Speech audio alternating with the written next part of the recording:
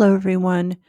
Welcome back to Toolkit Talks. My name is Jennifer Smith, and I'm a Public Health Resilience Coordinator with the Office of Public Health Practice Planning and Local Partnerships at CDPHE and CoCares, which is the Colorado Alliance for Resilient and Equitable Systems, serving the healthcare and public health workforce. Today, we are at video 5 of the Racial Justice Competency Model Implementation Toolkit for Public Health, which is brought to us by the Public Health Training Center Network, the National Network of Public Health Institute, and the National Coordinating Center for Public Health Training. So today is video 5. We're going to be going over surveys and self-assessments that they included in the toolkit. Videos 1 through 4. If you haven't already watched, please go back and watch those first. We did an introduction to the Racial Justice Competency Model and an overview of the racial justice competencies. What is racial justice, when to use the RJCM, and how to use the RJCM. And again, today we'll go over surveys and self-assessments. And the next video, which is our last video, which is number 6, is assessing the impact and next steps. And we'll do just a little bit of a review of the full racial justice competency model. So surveys and self-assessments. The assessment element requires the organization to identify its readiness and current status of racial inequity within the organization, identifying areas of improvement, and developing an action plan.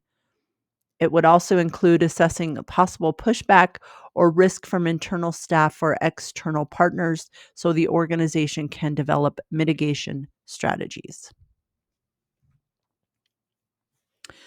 So in the process of creating the RJCM, the creators of the toolkit worked to create the Racial Equity Resource Library. We're going to review the resource library briefly and a few of the resources that they have listed there, and just show you how that looks when you download that. So here you see the Racial Equity Resource Library that is linked in the toolkit. It is on the Region 5 Public Health Training Center website. And as you can see, so this is where the link takes you. It just tells you a little bit about what they're doing and why they're doing it, and just a little bit more information. Also on this website, of course, if you're connected with the Public Health Training Center Network, then they have tons of training on here that you can look up and different resources. So please browse through the whole website because they have just a bunch of different information and a ton of training on here. But now we'll go through and show you what the Racial Justice Equity Resource Library looks like when you download it. So once you download that, we'll show you what that looks like here. This is the Racial Equity Resource Library from the Region 5 Public Health Training Center. And it downloads as a spreadsheet. And they just go over some information here on this tab. And then the next tab is all of the resources. So you can go through and see there's not that many resources on here. They're just adding to it. I think that's why they have it as a downloadable spreadsheet. They will continue to update this and add to it as they find different resources. But also, I think they're trying to find the best resources. So they don't want to inundate people with a ton of resources that aren't useful. So they believe they're putting the most useful ones on here. So you can see they're organized by title, the resource type, whether it's a tool, a toolkit, a resource hub, or something else. They have the link here to the resource. They have what source it is, so you can take a look at who created the resource. The target audience, whether it's local health department or a nonprofit, academia, a healthcare system, or something like that. Whether it's an individual or organizational level, internal versus external, if it's like an organizational level, awareness or application level, equity focus, if that's applicable, and then objectivity, accuracy, currency, usability. They just rated those from low to high.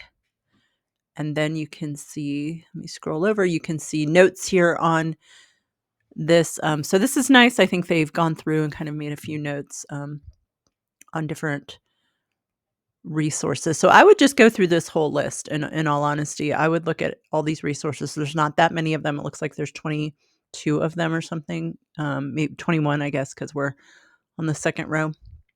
So not a lot to go through. I would really just go through it and see which ones are most useful for you. We're going to just go through two of the resources that I found on here that could be useful, but I would definitely just make sure to look through the whole thing. This can be part of, again, just the process of gearing up and getting ready to use this toolkit. Could be going through resources as well, and it may have some good learning opportunities here as well. So one of the surveys or self-assessments that they have is the TIROC Climate of Equity Assessment. Not sure if they pronounce that TIROC or not. The purpose of the tool is to assist organizations in assessing their current climate to understand and improve diversity, equity, and inclusion practices. And it's to aid organizational leadership and staff in process improvement activities, including modifications and subsequent supports that may need to be engaged in to create safe and equitable spaces for all. Tool completion. This tool should be offered to voluntarily completed by all staff and take steps to ensure staff responses remain anonymous.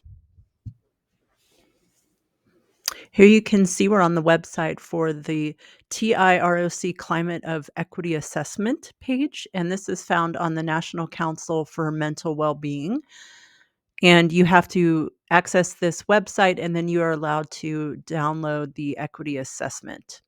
And I would just, again, advise going through all these websites and looking at the other resources. So you can see you can download the equity assessment here, and it describes the information here, but they have a ton of other resources on here. They have a cultural humility scale, which could be great. How behavioral health staff can positively influence team huddles, community health worker flyer, like all just different information, training and education, and news and events. So we'll go through and share the screen for the actual assessment here. Here is the TIROC Climate of Equity Assessment tool from the National Council for Mental Well-Being. And you can see this, they say it should be offered voluntarily to be completed by staff. And also just make sure that it does remain anonymous. Find someone in the office who is trusted and, will be known to staff that they will keep this anonymous. You can also just have them turn it in with, everyone using, maybe if they fill it out in person, just using the same color pen and just answering the questions and turning them in so nobody really knows who's filled out what. But it just goes through, how they agree with things. So you can answer, 1 through 5, from strongly agree, disagree, neutral, agree, and then strongly agree. Did I say strongly agree here? This is strongly disagree is number 1, and then 2, 3, 4, 5. So really it's just a number scale. And so that's pretty easy for people to do. And again, they just go through different questions. I like working here. I understand how to be successful in my role here. I am treated with respect here. I am safe to be myself here. My culture is respected here. My voice is heard here as equal. You can go down and they talk about policies. The organization's policies and procedures are part of a continuous quality improvement process to detect and challenge implicit bias. I understand how my work is connected to the broader equity vision of the organization's mission and strategic goals. And then it goes down a little bit and it just says the organization has process or quality goals related to diversity, equity, and inclusion that we measure regularly. So this is really just kind of getting a pulse on what's going on with the equity and diversity and inclusion efforts at the organization. And I would just say, tell people to be as honest as they possibly can, because we're doing this in order to improve, giving them that understanding of, we're not just asking to ask and to get information. We're really trying to make things better. And this will help us in doing that. And then, I like this section too. Please provide information that will assist in the planning for this work below. And you can they don't really give you a lot of room here. So you could always give some extra paper or print these on separate sheets if somebody wants to go a little bit more in depth with some, information that they might have. So, what do we need to do to keep going in regards to creating a culture of equity? What do we need to change doing in regards to creating a culture of equity? What do we need to start doing in regards to creating a culture of equity? What do we need to stop doing in regards to creating a culture of equity? So these are really great questions to get even more information from people. And I think it does help to be anonymous, at least at first, too, when people don't really um, maybe have the trust. But once they know something is being done and we're really working on this as a team and as a group, I think they'll be more open. And you can always talk about these in more depth at meetings too. I wouldn't bring up somebody's personal responses, but you can always go through these questions. So this is a great starting point, I think, when you're trying to see what is the current climate, what is the current pulse of the staff, and how are they feeling about racial justice and equity and inclusion and diversity.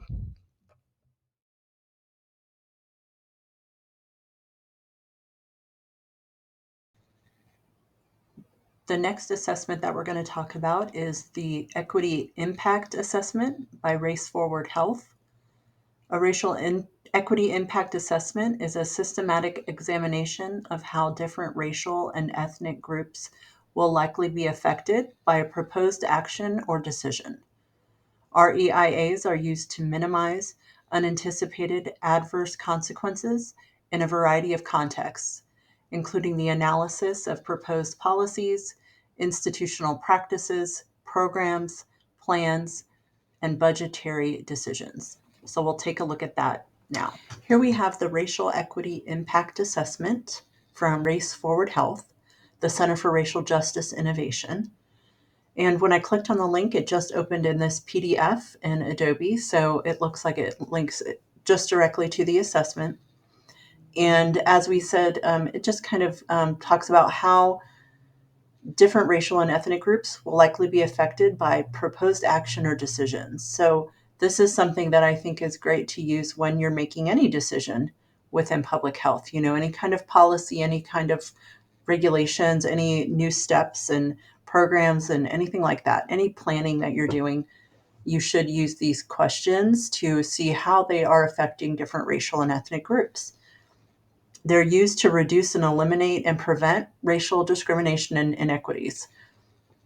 And we definitely have institutional racism in the US. So I think when we're not doing it consciously necessarily, we talked about unconscious or unconscious bias, and so sometimes we don't realize how it's affecting certain groups. So I think these are just really great to use, and they give you just more information on these different uses of it. And then here's the guide. So it says below are sample questions to use to anticipate, assess, and prevent potential adverse consequences of proposed actions on different racial groups. So, one, identifying stakeholders. Which racial ethnic groups may be most affected by and concerned with the issues related to this proposal? Two, engaging stakeholders. Have stakeholders from different racial ethnic groups, especially those most adversely affected, been informed, meaningfully involved, and authentically represented in the development of this proposal? Who's missing and how can they be engaged? Three, identifying and documenting racial inequities. Which racial ethnic groups are currently most advantaged and most disadvantaged by the issues this proposal seeks to address? How are they affected differently? What quantitative and qualitative evidence of inequality exists? What evidence is missing or needed? Four, examining the causes. What factors may be producing and perpetuating racial inequities associated with this issue? How did the inequities arise? Are they expanding or narrowing? Does the proposal address root causes? If not, how could it? Five, clarifying the purpose. What does the proposal seek to accomplish? Will it reduce disparities or discrimination? Six, Considering adverse impacts. What adverse impacts or unintended consequences could result from this policy? Which racial ethnic groups could be negatively affected? How could adverse impacts be prevented or minimized? 7. Advancing equitable impacts. What positive impacts on equality and inclusion, if any, could result from this proposal? Which racial and ethnic groups could benefit? Are there further ways to maximize equitable opportunities and impacts? 8. Examining alternatives or improvements.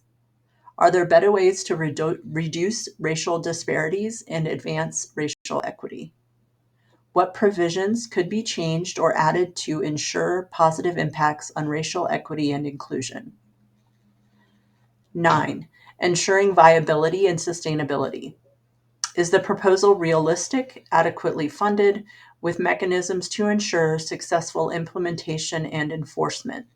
Are there provisions to ensure ongoing data collection, public reporting, stakeholder participation, and public accountability?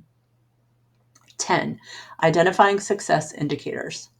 What are these success indicators and progress benchmarks? How will impacts be documented and evaluated? How will the level, diversity, and quality of ongoing stakeholder engagement be assessed? These are pretty great questions, I think, that should just be automatically included in any kind of planning that you're doing around anything. I think these should just be added in as questions that are just asked each time something new is proposed, any changes are being made. And I think too, I think some of the reasons that we don't do this now is because I think we feel like talking about these things is racist, and it's not. So I think we need to get out of that mindset that talking about this is racist. We need to ask questions that we don't know. We need to find out answers to all of this because it's actually helping racism, right? It's helping racial justice. So keep these questions in mind. I think it's just a great way to add to any planning that we do in public health. This can be printed off and passed around to anyone on your team, anyone in the organization, and just added, again, just added straight into any planning documents that you have. Those were just two of the resources that were found on the resource library that was given in the toolkit. And again, I would just go through this entire spreadsheet and I would just go through and see which resources would help you. What are you looking for? What do you need? And if you're not finding what you need, you can always reach out to the racial justice competency model creators and see if they have anything new for you. There's a lot of websites on here that are not just one resource, but a bunch of them. You know, there's some here that says 90 racial equity resources, a variety of tools here. Great. These are good for local governments. So just look through here. There's definitely, I think, something for everybody here as far as resources to help you along your journey for racial justice and in implementing this toolkit. So please take a look at any of the other resources that we did not go over today. And thank you again to the creators of the Racial Justice Competency Model Toolkit, the Public Health Training Center Network, the National Coordinating Center for Public Health Training, the National Network of Public Health Institutes. Gaining knowledge and skills around racial justice is a lifelong process, and everyone starts and progresses at a different pace. We encourage you to explore these competencies across levels as it makes sense for you and your organization to do so. If you would like to contribute feedback to the racial justice competencies, please visit their website. Make sure to give feedback and any information that you want to contribute to that just to make it even better and more robust. That will be linked on the description and the YouTube page and also will be on the CoCare's website. So our next video is the last video. It will be discussing assessing the impact of what you're doing and then kind of next steps. And we'll do just a recap of everything we've learned so far. So we hope to see you there. And thank you so much for joining us today.